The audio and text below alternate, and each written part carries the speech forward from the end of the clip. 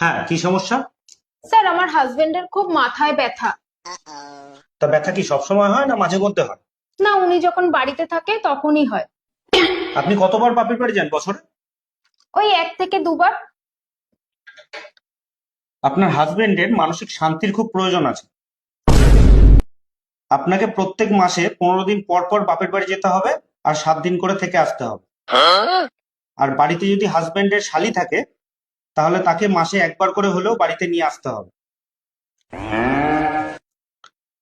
আর হাজবেন্ডের যদি বন্ধু বান্ধব থাকে, তাদের সাথে মাসে 2বার করে বাড়িতে পার্টি করতে দিতে হবে।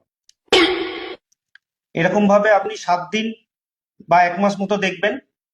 যদি দেখেন সব ঠিক আছে, তাহলে খুব ভালো। আর যদি না হয়, তাহলে আমি একটা এক্সট্রা ডোজ লিখে দিচ্ছি, একটা পাওয়ারফুল ঘুমের ওষুধ লিখে দিচ্ছি। এটা হাজবেন্ড যখন বাড়িতে থাকবে, তখন 2টো করে বড়ি খেতে হবে। স্যার এটা খাওয়ার আগে খাওয়াবো না পরে খাওয়াবো ওকে? না, এটা আপনাকে খেতে হবে। এরকম ভাবে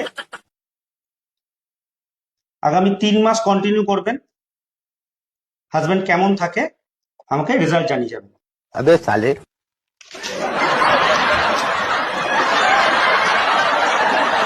আসছি স্যার। হ্যাঁ, কি সমস্যা? স্যার আমার হাজবেন্ডের